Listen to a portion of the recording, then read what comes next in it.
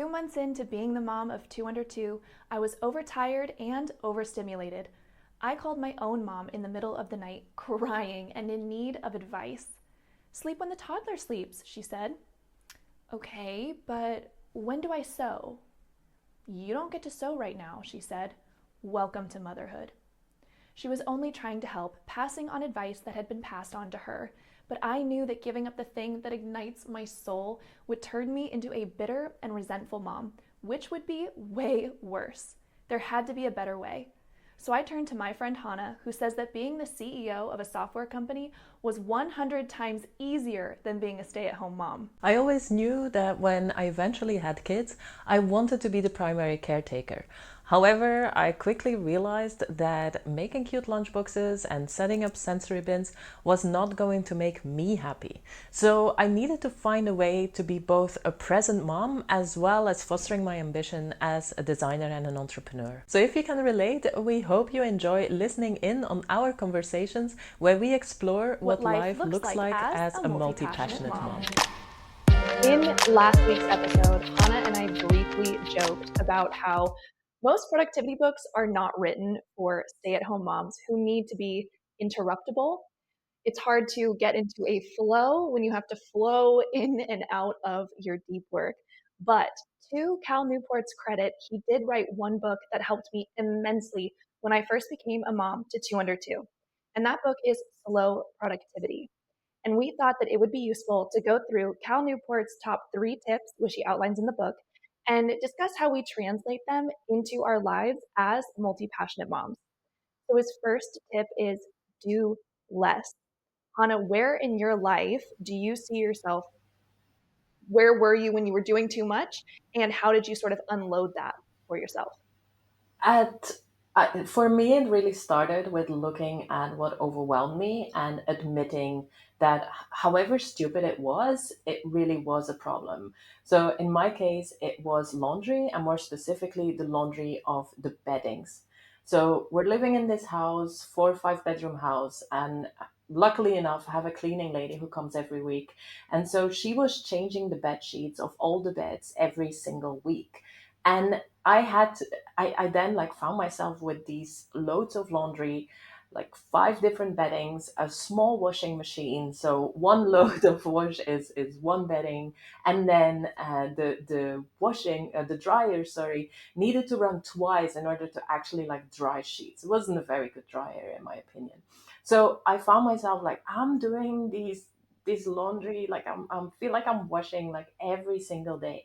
And for the longest time, I was like, no, I should be able to do this. This is, something that it's part of my task. And how hard can it be? It's just like popping it in a machine. It takes like 1 minute. But having to think about it and then keep that in the back of my mind and then forget that it was still in the washing and then it stayed overnight and then I needed to put it in the dry, and it just became this mountain of things. And so I was like, okay, I need to do less here. Like this is just not happening. Like I can't do 5 pairs of beddings like every single week. And yeah, we actually found a way to outsource it, both reduce it and outsource it. So actually, like telling the cleaning lady, like, hey, these sheets, there's only been slept in once. It's absolutely not necessary to change.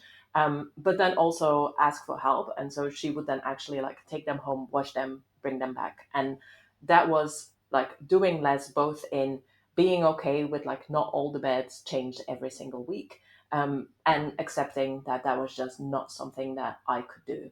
So I think that is like a very concrete example of how something so stupid, because if you would have told me before, before being a mom that like laundry would overwhelm me, I was like, are you kidding me? It's just popping it in the machine. But yeah, it was just, yeah.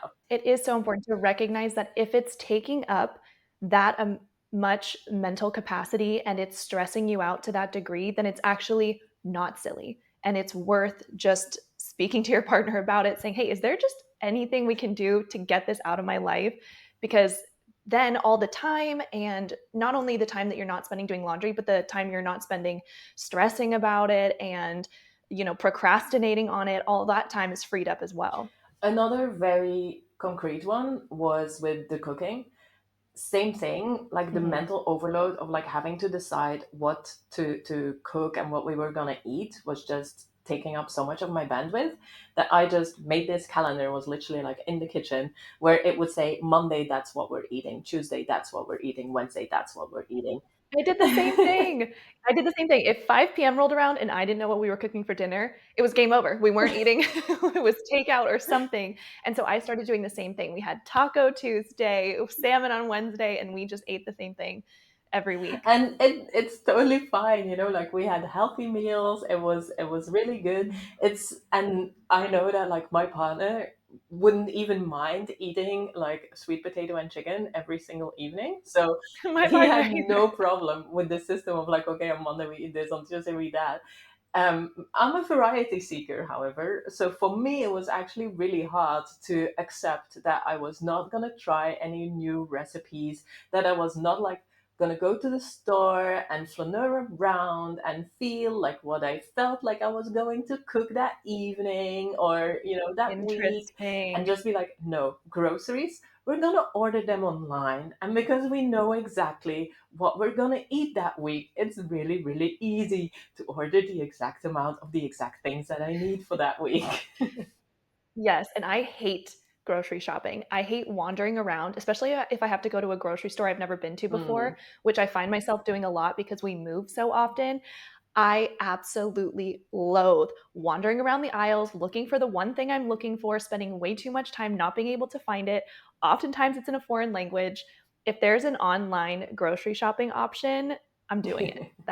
That's something that I definitely it's on my do less list. Yeah, I think in laundry, we joked about this. Like the kids' clothes do not get folded. Like, that's just like, I hang all of our clothes up because it's just quick and easy. They're cared for in that sense, but the girls' clothes, nobody is going in their drawers and judging me based on how they're put away. And they're going to go through them and pull out their clothes anyway. There's absolutely no reason to spend time folding the clothes. so I already told you that I was like deciding just like on Monday we eat this, but I know that you actually had like this meal delivery service, right? Yes. So in the States, I know a couple of companies are like HelloFresh and Good Chef, and they will actually send you prepared dinners that you just have to throw in the oven or on a skillet. And I think that's a great way to do less. It's not necessarily ordering out all the time, which can be expensive, but it's still taking the prep work out of having to do dinners.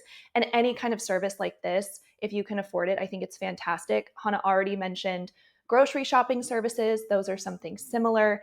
And I highly, highly recommend those in the doing less category.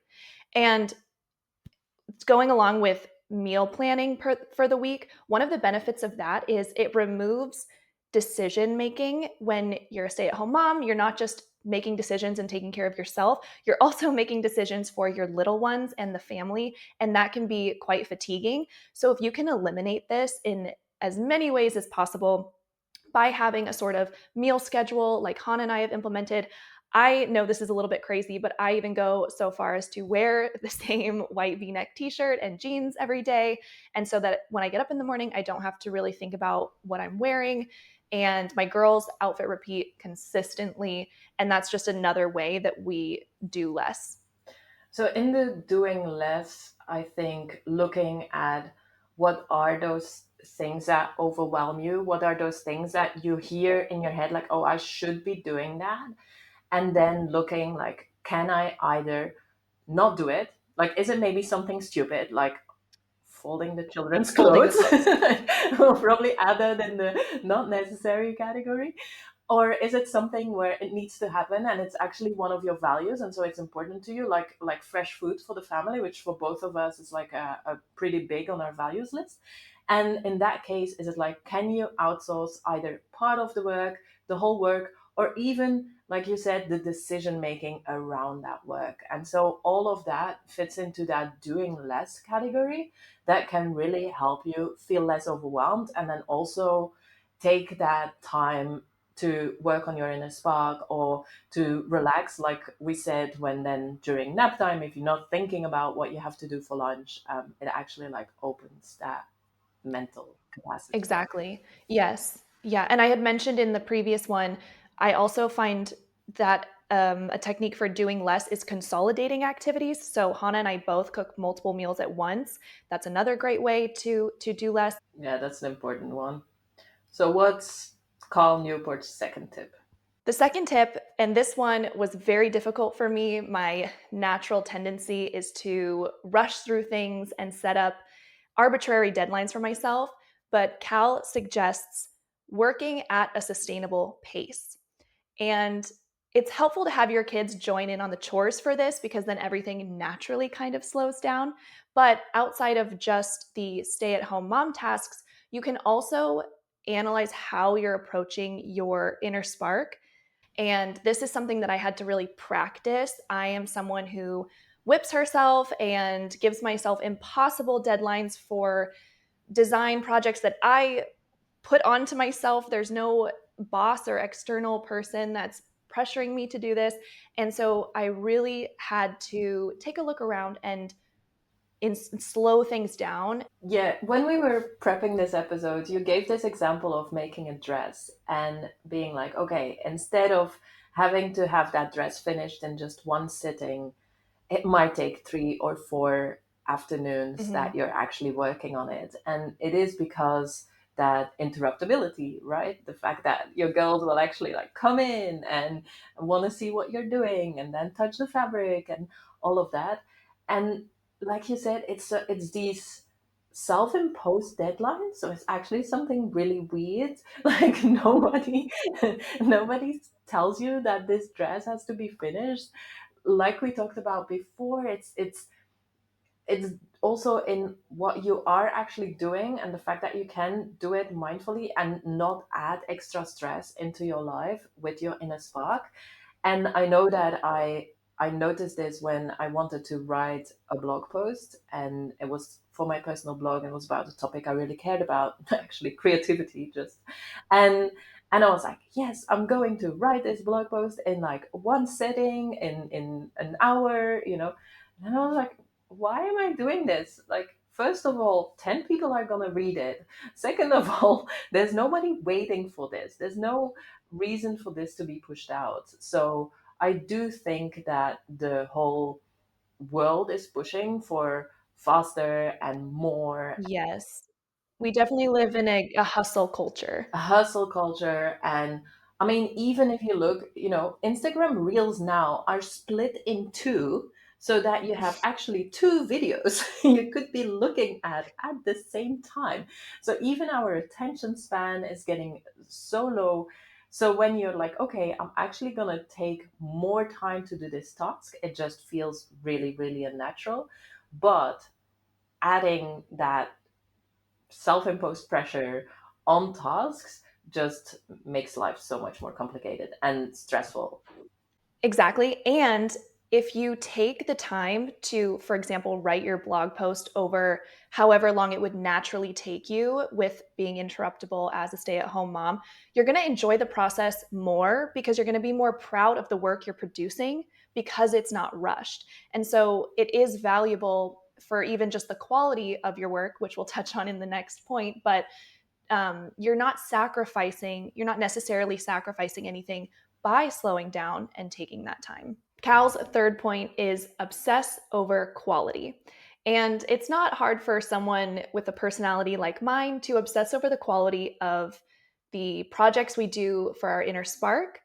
However, I wasn't so aware that I could obsess over quality when it came to my relationships with my kids and my partner and my family, my friends.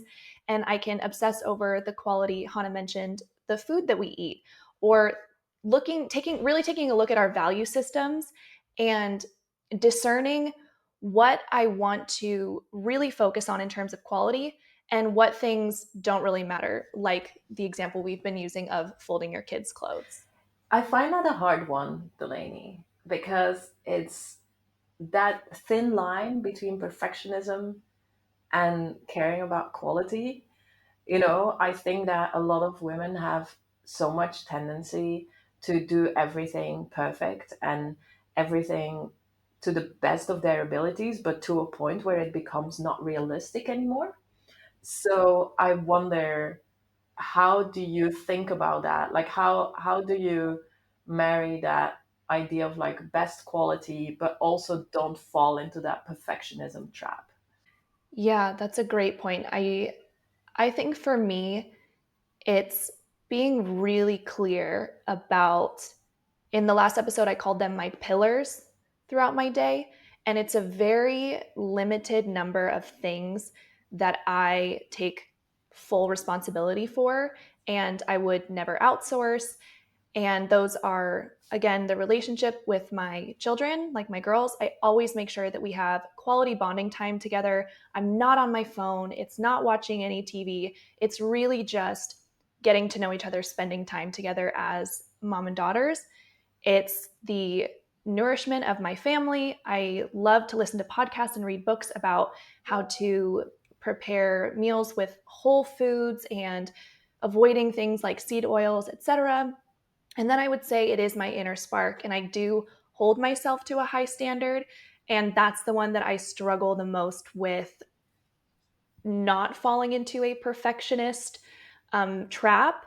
But I, I do things to help mitigate that. For example, I haven't been on social media this week, and that kind of helps me remove myself from feeling like I owe Instagram something and that I have to produce a post and a design every week. For what? I don't know. And just stepping back and taking a break from whatever it is that is giving you that additional pressure or making you feel like you have to be a perfectionist, I think that could be really beneficial. I think it's probably fair to say that it is, like you said, looking at your values and then almost obsessing about how you can get the best quality in those values and not in Mhm. random things that are just not that Yes. important. But maybe the tasks that you do choose to take on and put your time and effort in to strive for high quality there. Exactly. So you're doing less, but the less that you are doing is to the highest quality that you can. I think a good tip for this doing less and doing it to a high quality is something that I've read in books. This sounds so scientific, did not come up with it, but it's called activation energy. And sometimes I find that when I need to get something done in the day and I have a time slot to do it, the moment comes and I'm going to take a quick break and I get on Instagram, and all of a sudden I've been scrolling for hours and that opportunity is gone. And what activation energy is what it sounds like. It's the momentum that you need, that inertia, that just initial push to start a task, to sit down at your sewing machine or to grab your sketchbook and start doing the thing. Because once you're in it, you're getting that energy and it's really easy to keep it going. But sometimes transitioning from the stay at home mom mode to the creative mode can be a little bit of a tough one. And so if you do make small changes, then it can help immensely. One of the things that I recently learned in a book called The Happiness Advantage by Sean Akor is his 20-second rule. And so he makes anything that he wants to do, he puts all of the tools that he needs in order to do it within 20 seconds of himself. And anything that he doesn't want to do, like watch TV, for example, you remove the remote, you put it about 20 steps away. And this tends to work. I know people have applications that lock them out of their phones. I know you hide Instagram in a folder so that it's harder to get through. And just making things unwanted tasks very difficult and making the wanted tasks very easy can be a huge game changer in terms of productivity throughout your For day. sure. And we talked about the mental idea of it, where then it just, if that moment of free time comes around and you still have to think about what you want to do with that free time, often you'll find yourself going to the easiest thing, which is very often like your phone or television or something passive. And so for me, I have this little practice which I already shared, where in the morning I will ask myself, what do I want to create today? And having had that little mental energy in the morning dedicated to that helps me then when nap time comes around to actually be like, oh, I said I was going to work on this piece, or I said I was going to crochet, or I said I wanted to make these earrings. I already know that that is coming up. And so it doesn't, it takes just that little less energy to start because I already thought about it. So not only having the tools available, but also already mentally having committed to doing that thing when you had the free time. Exactly. It's like planning your dinners each week. It makes it just that much easier. You don't spend time trying to figure out what to do. You already know what you're going to do. You have the tools set up and you're ready to do it. Exactly. That's fantastic. Fantastic point. Yeah. You'll find that by doing less, working at a sustainable pace, and obsessing over quality in the things that you do decide to pursue will make your days so much more peaceful. You will have time to pursue your inner spark, which in turn will energize you and make you a more positive person. And on that note, next week, we're going to be talking about positivity in a sense. We're calling it the bad breath episode, and you'll see why when you tune in next Monday. But we're going to be discussing all things attitude, like how would you describe it? Mental Yeah, orientation? mindset. Mindset. That's it. We'll call it the mindset episode. So if that's something that interests you, tune in next Monday.